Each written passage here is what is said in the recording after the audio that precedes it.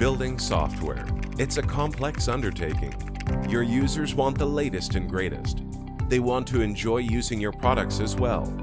Your CEO wants to see value from their investment. They want it yesterday. The technology options are complex. Which one do you pick? What about the most important thing? Your customer. Can we make sure they are happy? Scrum provides a way to manage all of these things. It's a simple guide as opposed to a lengthy recipe book that provides guidance on the road to our truth. It tells us what are the most vital roles and responsibilities that we can take on to help ensure the journey is a safe one, despite the potholes we will no doubt encounter along the way. Scrum gives us a way to shine a light on all of this. So, how? Let's start with some roles. Scrum gives us just 3 roles that people take on as a part of a team. What are these roles? Firstly, we should have someone to guide us on what to build, and in Scrum, it's called the product owner. This is someone who knows and understands the business we are building the product for. They interact with the users, developers, and other stakeholders to gain information to build a list of what to build in an artifact called a product backlog. Scrum calls these items on the product backlog items. The product backlog items are dynamic. They can move up and down the list or be removed, and the content of them can vary, and they still can be split into smaller items if they are too big. The product owner role is huge and can be overwhelming for even the most talented of individuals. It can take time for the person filling this role to become adept at all of its demands. We also have someone who helps guide the building. It's not a project manager, but someone who helps the people building the product self-organize to produce the best value. They do things that provide information of the progress. They help the product owner understand what is to be built. They do what is needed to help the team progress, including removing blockers and interruptions, at the same time never telling the team how to do the work. They are called the Scrum Master.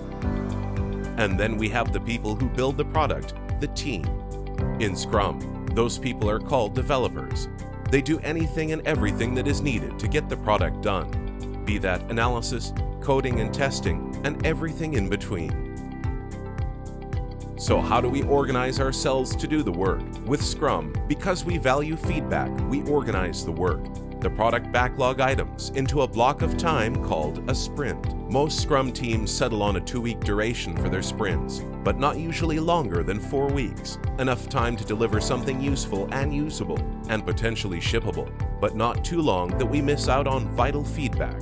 When a team starts a sprint, the developers and the product owner get together to discuss what to build in a meeting called sprint planning. In the first part of the meeting, the product owner presents the ordered product backlog. The product owner gives the team an idea of what are the most important items to build next.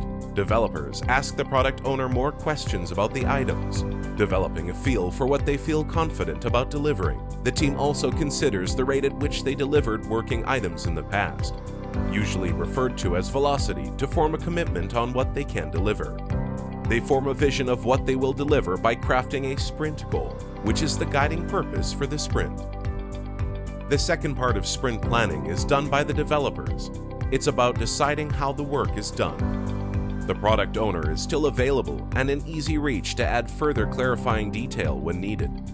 Whilst doing this, the team discovers more information via designs and further work breakdown, which could also mean adjustments to agreement made in the first part of sprint planning. After this, the sprint starts. The developers are working to deliver the items that deliver on the sprint goal, keeping in mind there is little wiggle room for innovation.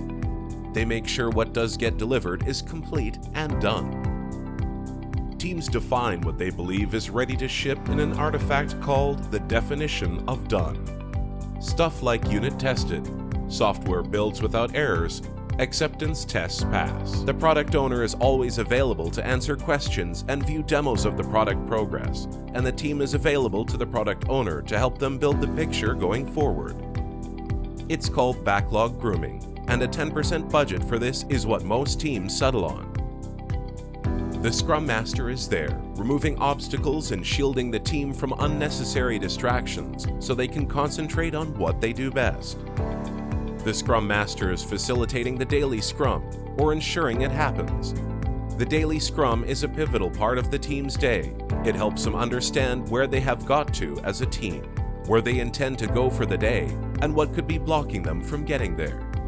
They gather around the most important items and get them done. Looking at the task board is a useful aid in this meetup. Towards the end of the sprint, a couple of important feedback meetings occur. The first is called the Sprint Review.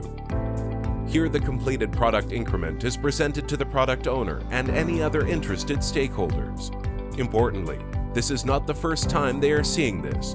Moreover, the Sprint Review is a formal opportunity for the team, the product owner, and other stakeholders to reflect on what was produced. The team can give a broad idea of how it was produced, helping others understand the effort involved. Feedback from the product owner and stakeholder combine, and this can have an effect on timelines and planning for the next sprint. The product owner formally accepts completed items, and incomplete items go back on the backlog to be reprioritized. The final meeting is reserved primarily for the developers and facilitated by the Scrum Master.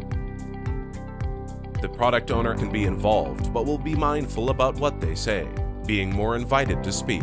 The meeting is called the Sprint Retrospective, whereby the team comes together to reflect on how the sprint went. It's the opportunity to improve. Scrum is not big, so with Scrum, you can just start doing it. You can start today.